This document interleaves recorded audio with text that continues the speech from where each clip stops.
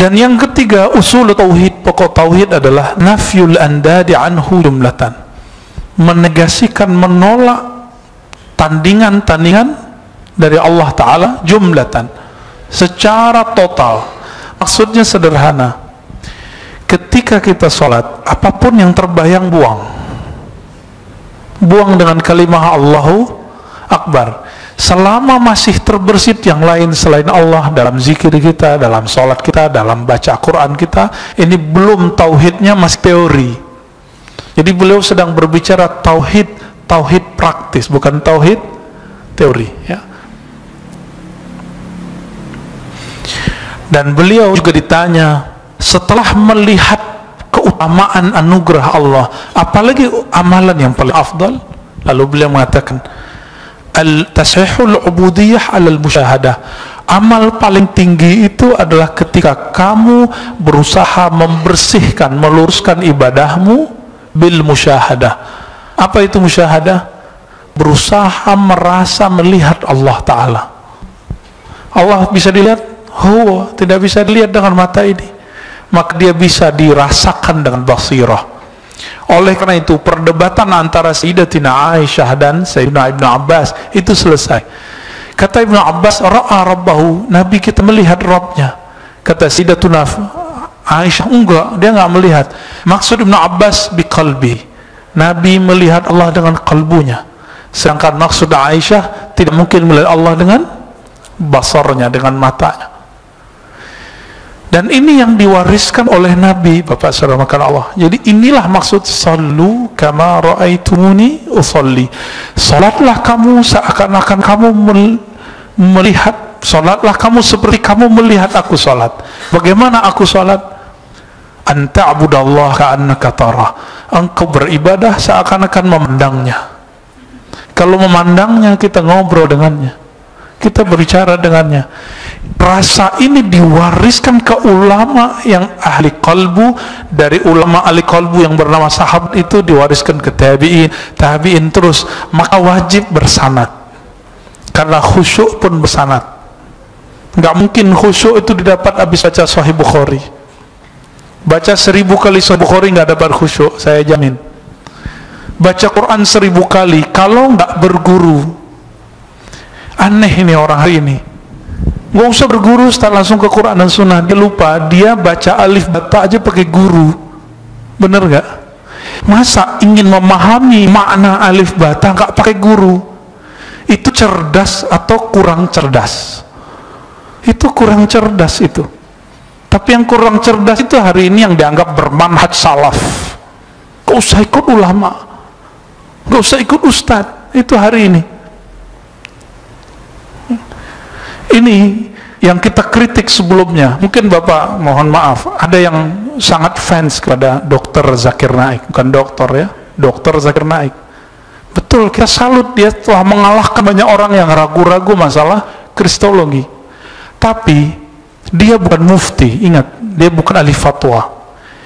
Dan dia pernah mengkafirkan banyak ulama dengan kata-kata bahwa tawassul itu syirik.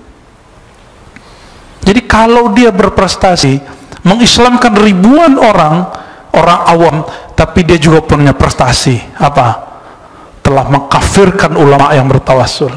Bahaya nggak tuh? Bahaya sekali. Maka jangan berlebihan menilai orang. Cukup katakan Dr. Zakir Naik punya jasa dalam kristologi. Yang lebih dari itu. Masa kita bisa mengatakan ulama sedangkan dia tidak punya basic sekolah agama dari kecil? Ini gak adilnya orang hari ini. Afala ta'qilun. Maka Allah berkali-kali mengatakan, apa kamu tidak gunakan akal sehatmu? Ya.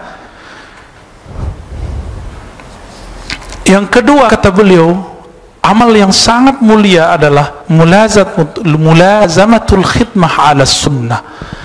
Mulazamah, apa arti mulazamah? Selalu melazimkan, mengkonsistenkan, mendawamkan, continue. Khidmah melayani di umat Islam, melayani makhluk Allah Ta'ala ala sunnah, berdasarkan sunnah. Ini kita lihat banyak di orang pesantren, ikhwah, sahabat kita jemaah tabligh. Tapi sayangnya, saya pernah dapat ketemu jemaah tabligh, kita habis ceramah, kita diceramahin. Setahu saya, ahbab tabligh itu punya adab. Kalau ustadz, guru, tuan guru, kiai, syekh, itu tidak boleh diceramahi di tashkil. Tapi saya kemudian merujuk diri, mungkin saya belum dianggap tuan guru, karena memang saya belum tuan guru. Ya sudah, akhirnya saya ngobrol dia, tapi pakai bahasa Arab saya ngobrol dia. Habis itu apa yang terjadi? Dia panggil teman-temannya semua, ayo kamu sini, kamu sini, kamu sini. Dia mau kepung saya untuk mentashkil. Apa yang terjadi setelah itu? Saya dibentak oleh salah satu preman di belakang yang baru tobat. Kamu nih sok alim. Saya datangin, Pak. Dia kira saya mau mukul dia, tangannya udah naik, tapi tangannya saya ambil, saya salamin. Habis itu kita bilang assalamualaikum, saya pergi. Setelah itu, mohon maaf, saya nggak mau lagi ngisi di situ. Kenapa? Untuk apa kita datang di tempat yang mereka tidak menghormati kitab yang saya bawa? Nggak usah hormati saya, hormati saja kitabnya. Maka pada ahbab tabligh, ana uhibbukum fillah, saya mencintai antum semua, dan saya pernah khuruj, dan saya punya sahabat-sahabat yang khuruj. Tapi yang lagi jos, lagi ngejos, hati-hati, adabmu dijaga. Karena al-ilmu ghayatuha al-adab. Ilmu ghayatuhu al-adab. Ilmu itu puncaknya adab. Kalau nggak punya adab, itu bukan orang alim. Ini yang disebut oleh Ali karamallahu wajhah. Apa kata beliau? La yakunul alimu aliman hatta ya'mal bi ilmi. Orang alim itu enggak disebut bermakom alim, cukup dia disebut cendekiawan, tapi dia belum bermakom alim. Kenapa? Dia belum tahu amal. Maka orang yang disebut alim itu yang mengamalkan apa yang dia buat. Bapak saudara, karena Allah, nah ini terjadi, ya. Itu tadi jemaah tabligh yang sudah dididik loh. Bagaimana yang belum dididik? Datang jemaah awam ke rumah bilang apa? Ustaz, saya mau mendebat Ustaz. Saya tanya, jurusan kamu apa? Jurusannya umum. Mau debat kita?